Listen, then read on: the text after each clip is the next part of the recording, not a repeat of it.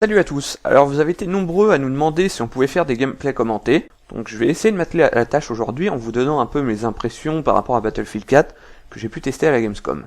J'illustrerai un peu tout ça avec les gameplays qu'on a pu enregistrer justement sur le stand Battlefield 4, afin de rendre tout ça un peu plus attrayant. La première chose qui saute aux yeux en fait quand on prend en main ce Battlefield 4, c'est le retour des couleurs chatoyantes. On a plus ce filtre bleu qui rend un peu l'aspect général du jeu terne comme sur Battlefield 3. C'est beau, c'est chaleureux et vraiment jouer sur la nouvelle carte. Passer le Storm, c'est un vrai régal pour les yeux. Les textures des véhicules, du sol, des arbres, même des fonds marins sont vachement détaillés. Les effets d'ombre et de lumière sont très soignés. Par exemple, si vous projetez la lampe tactique sur quelqu'un ou même une plante, vous allez voir l'ombre qui réagira en temps réel si vous vous déplacez. Si vous prenez un peu d'altitude avec un hélicoptère par exemple, vous voyez la réflexion des nuages dans l'eau. Plein de petits détails comme ça au final qui renforcent l'immersion encore un peu plus. Pour ce qui est de la physique, elle est encore plus détaillée que sur Battlefield 3. On retrouve d'ailleurs la possibilité de couper les arbres avec une Gatling ou même les canons des bateaux, des chars. Typiquement sur les parties sur lesquelles on a joué à la Gamescom, c'était très pratique pour éviter que les flags soient cachés et ainsi beaucoup mieux les défendre. La plupart des maisons peuvent être complètement démolies. Il y a pas mal de bidons et de cuves en fait explosifs qui se trouvent dispersés un peu partout sur la map. Bref, on retrouve vraiment le côté jouissif de pouvoir tout démolir et autant vous dire qu'à la fin d'une partie, il reste pas grand chose de la carte d'origine. Un autre point qui est d'ailleurs une des grandes nouveautés de ce Battlefield 4, c'est le changement météorologique que vous avez pu d'ailleurs apercevoir les derniers trailers. C'est assez flagrant sur la carte sur laquelle on a pu jouer. Vous passez d'une atmosphère paradisiaque avec les petites îles, le soleil, à un ouragan dans lequel vous êtes pris avec des vagues immenses, le vent qui se répercute sur les arbres, sur le feu, même la fumée, voire même les fumigènes de vos véhicules ou de vos grenades fumigènes qui s'envolent instantanément et qui du coup vous ne servent absolument à rien. Tiens, un petit détail qui en rassurera certains et en décevra d'autres, le vent n'a pas d'impact sur les véhicules aériens style avion ou hélico, voire même sur les balles. Troisième point et donc des moindres, c'est l'ambiance sonore. Elle a vraiment été peaufinée par rapport à Battlefield 3, qui pourtant en possédait déjà une très bonne. On retrouve pas mal de sons communs en fait entre les armes de Battlefield 3 et de Battlefield 4 forcément, mais c'est surtout sur l'ambiance générale en fait que les changements sont flagrants. On entend par exemple les oiseaux, les vagues, les avions au loin. Là où ça devient vraiment impressionnant, c'est pendant la tempête. On entend vraiment le vent dans les arbres, les coups de tonnerre. Ça prend vraiment une autre dimension et renforce d'autant plus l'immersion sonore.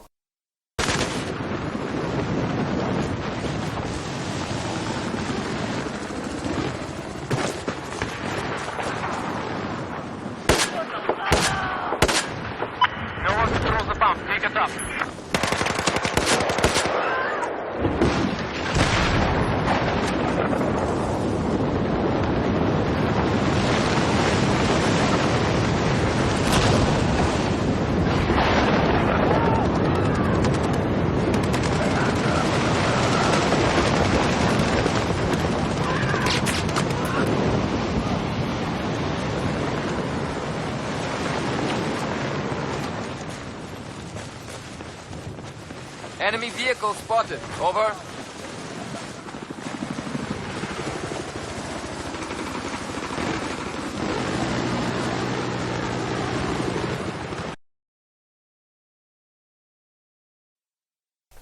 Autre petit détail, mais que je ne pourrais pas vous illustrer puisqu'on n'a pas pu filmer en fait le mode Conquest, c'est l'AC-130.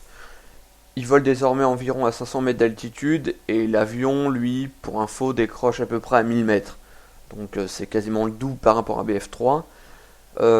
Pour ce qui est de l'équipage de l'AC-130, il est constitué de la Gatling de défense sur le toit, de la Gatling de défense sous l'appareil, et après des deux habituels gunners, ce qui nous fait du coup 4 places.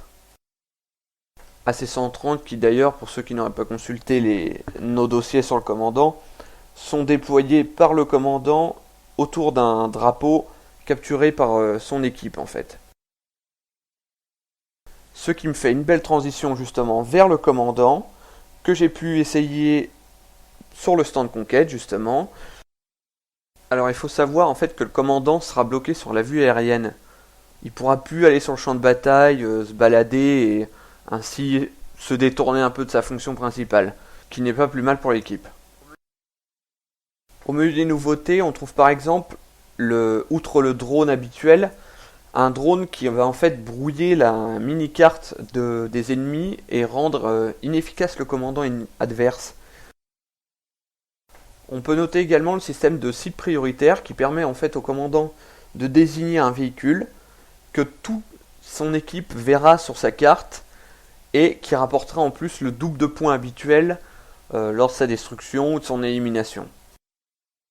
Rien d'extraordinaire, vous me direz, mais attendez la suite. Vous avez maintenant un système similaire à celui des squads qui vous permet de faire monter en fait une petite jauge au fur et à mesure que vous effectuez des actions en commandant qui vous font gagner des points comme le ravitaillement, des drones et compagnie, qui va vous permettre de débloquer d'autres fonctions qui de base ne le sont pas. Outre l'habituelle caisse de ravitaillement et le largage d'un véhicule, qui sera un quad ou un jet ski suivant l'endroit où le commandant l'envoie. Il y a désormais en fait deux systèmes distincts. La promotion d'une escouade qui permet de faire monter la petite jauge personnelle similaire à celle du commandant, qui débloquera des atouts pour les fantassins de la squad, et une autre qui permet, elle, de réapprovisionner d'un seul coup toute la squad, qui s'appelle le renforcement de la squad. Naturellement, une fois que vous aurez utilisé ce genre de fonction, ça fera baisser la petite jauge du commandant. Il faudra alors la faire remonter en utilisant les fonctions habituelles. Parmi les grandes nouveautés de ce Battlefield 4, il figure également le menu de spawn. Il est bien plus ergonomique que celui de Battlefield 3, ce qui n'est pas dur, vous me direz, et on peut désormais choisir de spawn sur un coéquipier, sur un véhicule vide à la base, ou bien sûr sur un drapeau. Dans tous les cas, vous aurez un petit écran en fait qui vous montrera soit la vue du joueur sur lequel vous allez spawn, soit une vue comme une caméra de surveillance du drapeau afin d'appréhender un peu ce qui vous attend. Ça fait partie des petits détails qui paraissent pas très importants de prime abord, mais qui au final s'apprécient.